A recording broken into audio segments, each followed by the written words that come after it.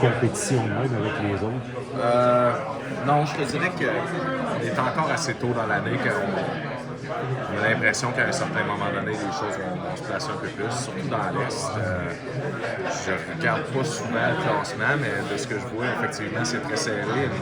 Une séquence de défaites, une séquence de victoires peut te rentrer au sortir des séries. Donc, je trouve que c'est bien. Je trouve que c'est bien pour la parité de la Ligue. Je trouve que c'est bien pour justement les fans des équipes qui suivent ça.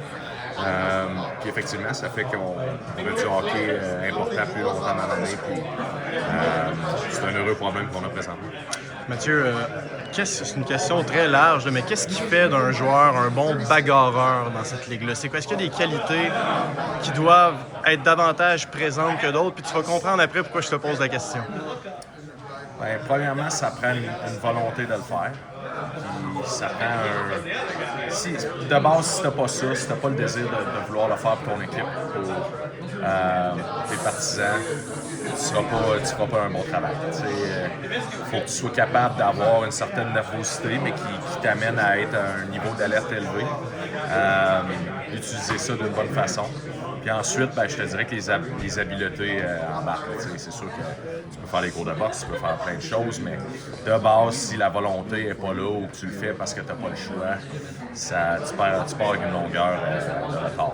Je te demande ça parce que, tu sais, depuis une couple d'années, Arbor Xhekaj est un nom qui revenait souvent. Là, Jayden Struble, depuis le début de la saison, a livré quelques bonnes batailles. T'sais. Est-ce que tu tiens à l'affût des nouvelles tendances dans la Ligue, des joueurs peut-être au niveau bagarre qui émergent? Puis de ce que tu vois de Jayden Struble, pourquoi il semble être à l'aise en combat? Puis est-ce que c'est le genre de candidat que tu es comme peut-être qu'il va s'essayer à un moment donné, tu sais? Écoute, je vais être bien honnête avec toi. On a tellement de games cette année que nous autres, on a 17 games au 30 jours là, au mois de novembre. Donc, j'ai pas tant de temps que ça de suivre ce qui se passe ailleurs dans la Ligue. Maintenant, je sais qu'il y a eu beaucoup de bagarres depuis le début.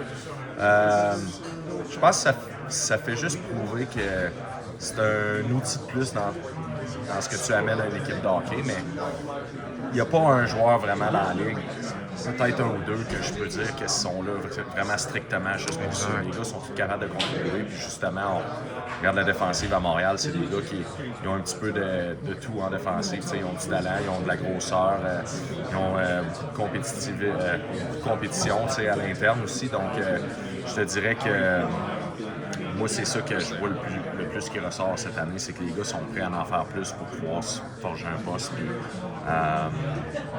y a toujours du respect pour ça. De toute façon, je pense qu'on parle davantage de joueurs robustes maintenant que d'autres choses. C'est plus ça, les étiquettes réelles.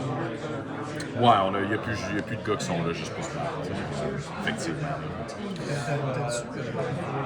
T'as-tu, comme je suis venu avec le temps, sur, quand tu veux donner un boost d'énergie à ton équipe, entre justement se battre ou faire un gros hit. Je te parle du hit parce que, comme tu en as parlé après la game, c'est dit qu'on est sur dans ça. Comment tu juges cet équilibre-là? De quelle façon tu ça vient avec l'expérience. Tu viens à un point où tu sais quand ton équipe a besoin de quelque chose, quand ton